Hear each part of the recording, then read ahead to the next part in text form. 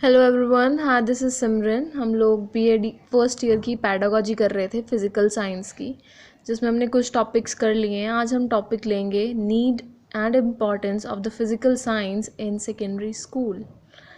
Secondary school में physical science की क्या ज़रूरत है और क्या इम्पॉर्टेंस है फ़िज़िकल साइंस की एज अ सब्जेक्ट होना, तो हम उसके बारे में पढ़ेंगे। सबसे पहले हमें ये पता होना चाहिए कि फ़िज़िकल साइंस ये क्या है। Physical science is an overall product of human activity in the form of a systematic and organized body of knowledge. It is the product of all facts connected with our information, concepts, generalization, laws, and theories framed on the basis of vast fund of accumulated knowledge. इसका मतलब है physical science जो होती है वो human activity का एक overall product होती है। इस किसी भी फॉर्म में हो सकती है। किस फॉर्म में हो सकती है? सिस्टमैटिक वे में और ऑर्गेनाइज्ड वे में हो सकती है। एक नॉलेज, आप नॉलेज को सिस्टमैटिक वे में या ऑर्गेनाइज्ड वे में उसको आप यूज़ करके उसका प्रोडक्ट जो होगा वो आपकी फ़िज़िकल साइंस होती है। ये प्रोडक्ट होता है फ़िज़िकल साइंस। आपके जितने भी फैक्ट्स हैं, जितनी भी इंफॉर्मेशन है, जितने भी कॉन्सेप्ट्स हैं, लॉज हैं, थ्योरीज़ हैं, जो आपने एक नॉलेज गेन करके आपके क्लियर हुए हैं, that is your physical science, right. Physical science की बहुत सारी नीड्स और इम्पॉर्टेंस होती है हर जगह, and basically in the secondary education physical science जो होती है ये प्रोवाइड करती है असेंशियल बैकग्राउंड। किस चीज़ का? नॉलेज का। और किस लिए? For the cultural development. Cultural development के लिए फ़िज़िकल साइंस जो है ये असेंशियल बैकग्राउंड प्रोवाइड करती है। फ़िज़िकल साइंस क्या करती है? हेल्प करती है एक स्टूडेंट का साइंटिफिक एटीट्यूड, इंटरेस्ट और साइंटिफिक आउटलुक डेवलप करने के लिए, ताकि वो साइंटिफिकली सोच सके जो भी उसकी डे टू डे प्रॉब्लम वो फेस करता है उसके लिए। ये हेल्प करती है एक स्टूडेंट को कि उसका साइंटिफिक टेम्पर बने और साइंटिफिक क्रिएटिविटी मीन्स उसके अंदर क्रिएटिविटी इनकलकेट हो जाए, राइट। उसके अंदर एक क्यूरियोसिटी जाग उठ जाए कि what is the reason behind this fact, right. उसको ये क्यूरियोसिटी रहे। ये क्या करती है? ये हेल्प करती है हमारे माइंड को ओपन माइंड होने में। ये रिस्ट्रिक्ट नहीं करती हमारे माइंड को। फॉर एग्जांपल इन हिस्ट्री, अगर आपने ये फैक्ट याद कर लिया कि बाबर का बेटा हुमायूं था, हुमायूं का बेटा अकबर था, राइट, तो ये फैक्ट सेम रहेगा। आप ये नहीं सोच सकते हो कि हुमायूं ही क्यों था, राइट। हुमायूं ही क्यों था अकबर का बेटा? हुमायूं ही क्यों था अकबर का फादर और बाबर का बेटा? हम नहीं कर सकते। हमें वो एज इट इज़ ही याद रखनी पड़ती है। बट हम ये कर सकते हैं कि जो हमारी थर्ड बैटल ऑफ पानीपत हुई वो पानीपत में ही क्यों हुई, वो रीज़न हम फाइंड आउट कर सकते हैं। वो एक साइंटिफिक रीज़न आ जाता है क्योंकि वहाँ पे क्यों हुई, क्योंकि वो बैटल फील्ड के लिए बहुत अच्छी लोकेशन है, राइट दिस।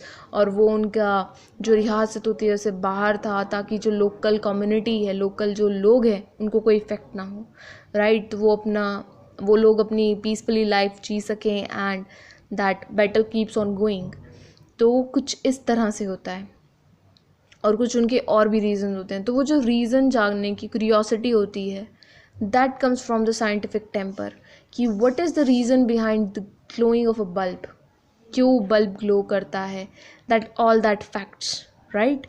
वो होता है साइंटिफिक टेम्पर और साइंटिफिक हमारा क्रिएटिविटी उठना, कि हम लोग ऑनेस्टली, इंटेलेक्चुअली और क्रिएटिव थिंकिंग और डेडिकेशन के साथ किसी चीज़ को, नई चीज़ को हम डेवलप करते हैं। फॉर एग्जांपल आप लोगों ने मॉडल्स देखे होंगे एक सिंपल सा विंड मिल बनाते हुए, राइट। एक स्टूडेंट जो होता है 5th स्टैंडर्ड का, वो इतनी क्यूरियोसिटी के साथ वो काम करता है, और जब उसमें से इलेक्ट्रिसिटी जनरेट होती है, जब वो उसमें से इलेक्ट्रिसिटी जनरेट करता है, he can't think of that कि आप एक फ़ैन को घुमाते हुए, उसके घुमाने से ही, फ़ैन के घूमने से ही आप इलेक्ट्रिसिटी प्रोड्यूस कर सकते हो, राइट। और वो फ़ैन जो है वो घूम रहा है from the wind energy which is present in around the atmosphere, in the atmosphere, right.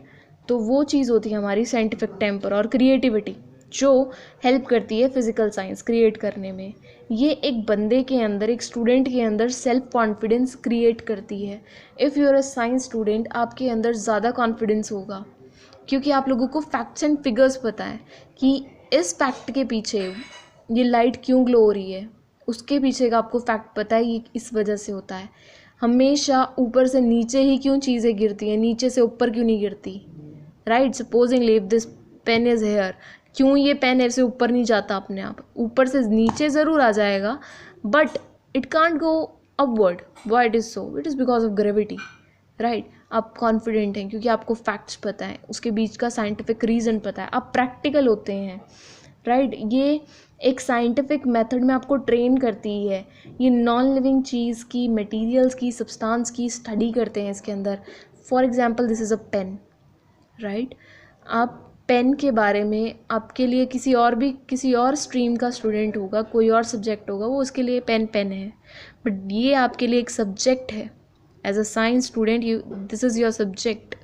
आप लोगों का काम शुरू हो जाता है कि ये लिखता कैसे है, पेन लिखता कैसे है, हमेशा इंक पेपर पे क्यों आ जाती है। इट्स बिकॉज ऑफ फ्रिक्शन की वजह से ये रब होता है एंड जो इंक होती है वो यहाँ पर रह जाती है। This is what science behind this. Science student का दिमाग इस तरह से चलता है, वो साइंटिफिक टेम्पर जनरेट हो जाता है, बन जाता है बिकॉज ऑफ दिस।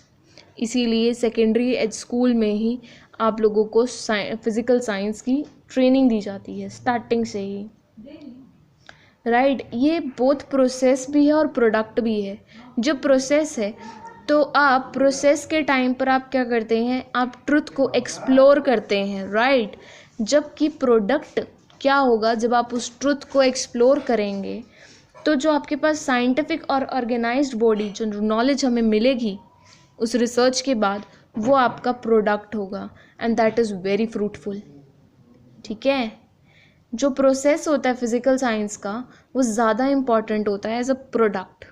आप लोगों ने देखा हो जब रिसर्चेज होती हैं, तो वो जो रिसर्च टाइम होता है वो आपको बहुत कुछ सिखाता है। एक स्टूडेंट को, एक रिसर्चर को जो रिसर्च करता है किसी सब्जेक्ट, किसी भी टॉपिक के ऊपर, वो उसको बहुत कुछ सिखाता है। रिसर्च टाइम में बंदा जो सीखता है that is far apart from the product.